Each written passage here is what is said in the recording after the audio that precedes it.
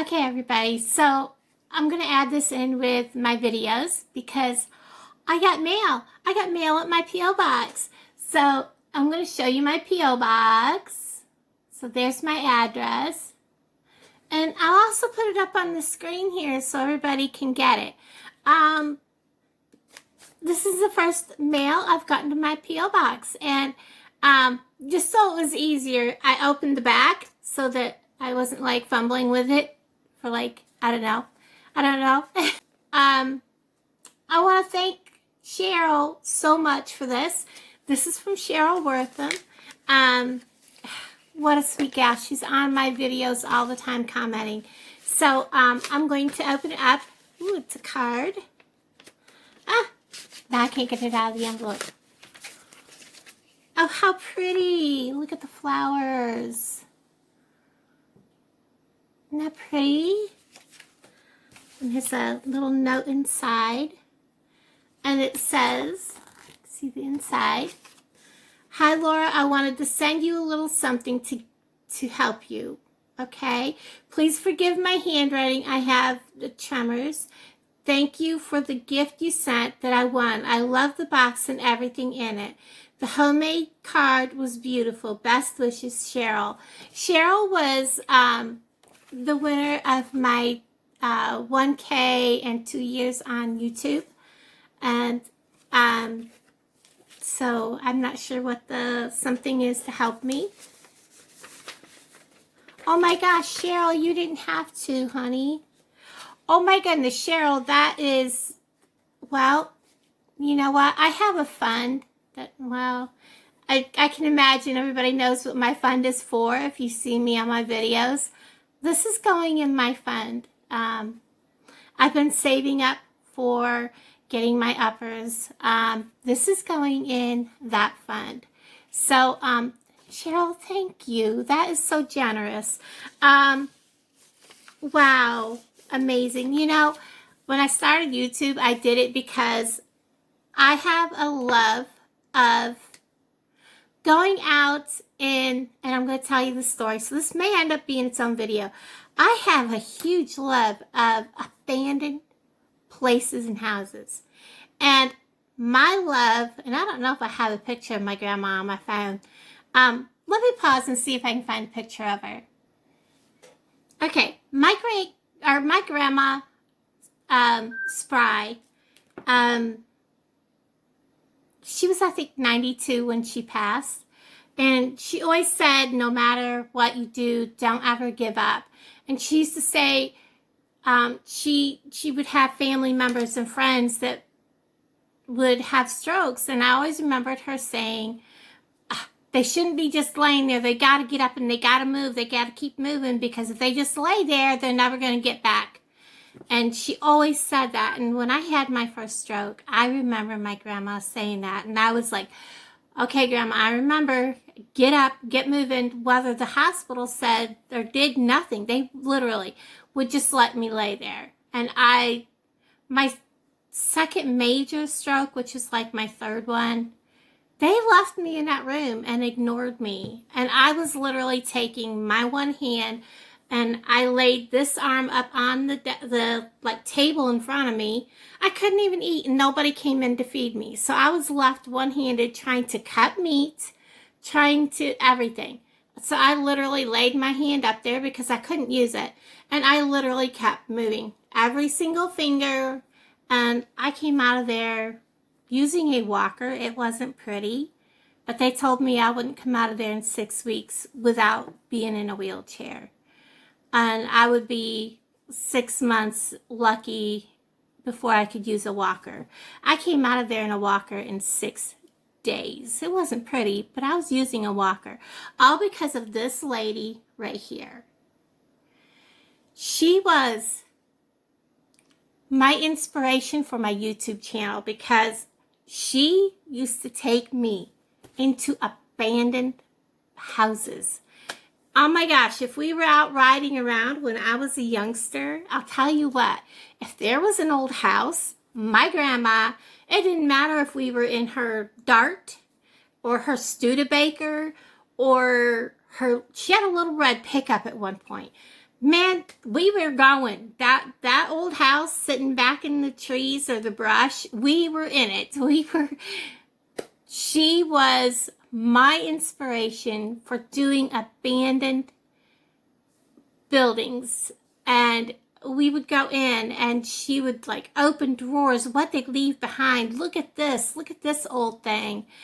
And my grandma and a lot of people don't believe in this, would take one thing from each house and save it, because those places will fall down and those things or get burnt or whatever and be destroyed, and all those memories from those people's, and that's how she looked at it. Those were those people's memories. That something from that house meant something. It would be like a photograph that was left behind. Even back in the 70s, people were abandoning these houses with photos in them, with books. You know, that's the kind of thing she would take with her. Something like a photo or a book or even a jigsaw puzzle. Something that belonged to that house, that belonged to that family, that is no longer there. It was kind of like her way of saying, you won't be forgotten. Not to let that family be completely lost and forgotten. And when I first started doing it, I would find some little thing, whether it was a little, like she did, a photograph of somebody, or, you know, if it was within reason. Most of the houses these days are in so bad shape that everything's destroyed, and anything left behind you wouldn't want anyways. And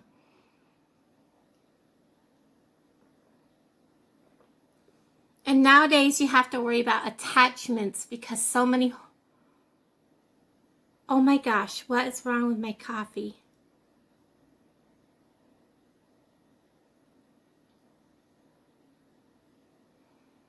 My coffee has a very strange taste. Ooh. You never, I think I forgot to rinse the soap out of my coffee cup.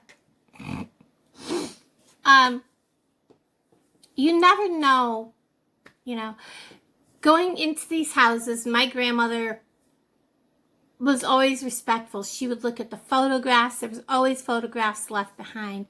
There was always some little thing left behind. A church key. If you know what a church key is, it's one of them old can opener things. Little things like that.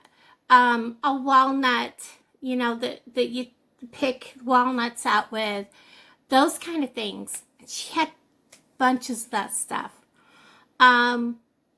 So that was my driving passion. I loved going in there. And there was one house we went into. People would move in and they wouldn't be in the house very long. They were gone. No, month, 2 months, and they would be gone. And this house was huge house. And it didn't matter. They would move in, they would buy it, move in. 2 months, maybe 3, they were gone. Well, we decided the house is sitting empty. My grandmother, we were going blueberry picking. There was my grandmother, my mother, me, and all 3 of my aunts. 2 cars worth of women. We were going blueberry picking. My one aunt, she normally doesn't go blueberry picking, but she was with us. And she would never have done this. So this is our first excursion that I know of going into an abandoned house. We took her in there. She was oh my goshing the whole time. Well, we went in the door that was wide open because honestly, it wasn't a door. There was no door there. So the door was off the hinges. Facing us was a cellar door, and it was open. And, you know, doors are kind of rotted in this house. And my grandmother looks at it and she goes, well, that's a really creepy cellar. there could be something down there, come up there and come get us. We're not letting it. And she shuts the door. She swings the lasp around that goes around the, for the padlock. And it had one of those that the padlock goes in that you can turn. Well, she turns it so that it's up and down over the little thing. So you can't get out. Well, you can. You have to really bang on the door and break it, but that's okay. We start searching this abandoned house. And I remember being in there once before with my grandmother years before. And I tell you, the house had gone downhill. There'd been a lot of people in there trying to do things. They move out. They do things. Other people would do things. They move out. And of course, squatters and kids would come in there. Somebody had built a fire in the middle of one of the rooms on the floor. So the middle of the floor was all charred. There were still remnants of a fire. It hadn't been burning or anything. It was cold. But there was still charred pieces of wood and the floor was kind of burnt. I guess they decided, oh, that was a bad idea and put it out. Like, really? Are you that intelligent that you started a fire on a wood floor? So we went room from room downstairs, and there was pretty much like old pictures hanging on the walls, that kind of thing. Some broken furniture here and there, but nothing. Went upstairs, the same upstairs, nothing in any of the rooms till we walked into one of the rooms at the back of the house. And it was like walking into a time capsule. There was a dresser, a vanity, a big, beautiful bed with a headboard and footboard, a closet, and a bathroom. A bathroom with jugs of water sitting next to the toilet. Things didn't really click until we walked into the closet, because on the vanity was makeup. There was back in the late 70s, because I was only like maybe 13, so it had to have been in the late 70s. Makeup wasn't like what it is now, so, nothing fancy. There was a jewelry box with jewelry, and my aunts were all looking at it. Oh, well, this is pretty. This is pretty. Would this be me? That kind of thing. But nobody took anything. Put it all back, closed it up. There's a hairbrush and a mirror and all that laying out there, and perfume. And they were smelling it all and dabbing it on, typical woman thing. The bed was perfectly made. Not a lick of dust anywhere on anything. The bathroom was clean. Like I said, there was like these jugs of water sitting along the wall of the bathroom. And, we were kind of like looking like, kind of surprised, They couldn't have been there very long because, we were commenting, oh, must be those jugs is what they used to put the fire out downstairs, kind of thing. Whatever. Walked into the big, which back then, walk-in closets were unheard of. So this bedroom was like the master suite. It had a big walk-in closet. And my aunts were all like looking at all the beautiful clothes. And I'm talking, they were brand name clothes, beautiful, beautiful clothes. And my one aunt says, there's something wrong with this picture. Everybody's looking at her like, what are you talking about? She goes, look at these clothes. There's no dust. There's no wrinkles. There's no creases on the shoulders like they've been hanging here for a long time. And some of these are from a dry cleaner. And we heard a bang downstairs at this point. And we were all like, okay, what was that? And we all froze. And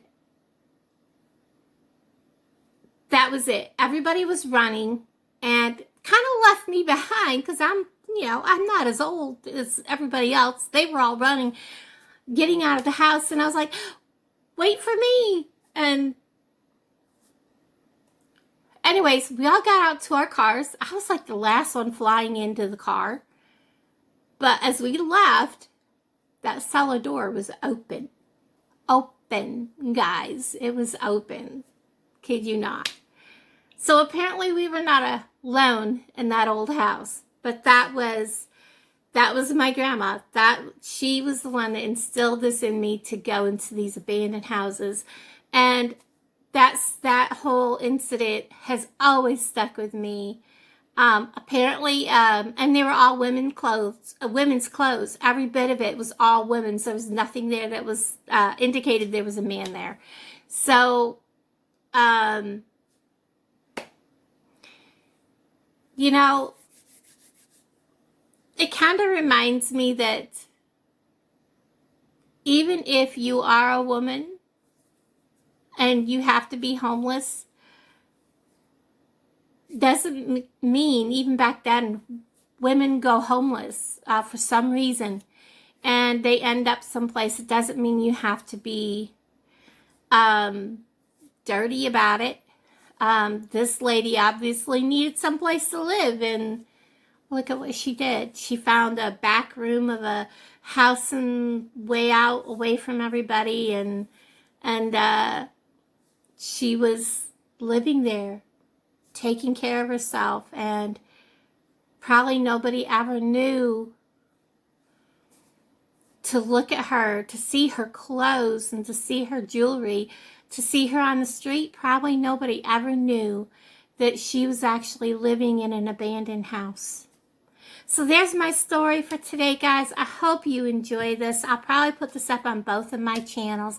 And again, Cheryl, thank you so much. And this is going in my little fund that I've got going. And thank you so much, everybody, and all of my subscribers. I appreciate each and every one of you. If you're one of my subscribers that have my home, my address, keep using it. That's fine. For all my new subscribers and everybody that wants to send anything to my P.O. box, feel free to do that. I love getting mail, and I am ramping up for Christmas. So I'm starting to make homemade Christmas cards that I will be sending out to everybody. And I love y'all. Take care. Have a wonderful day. Bye, guys.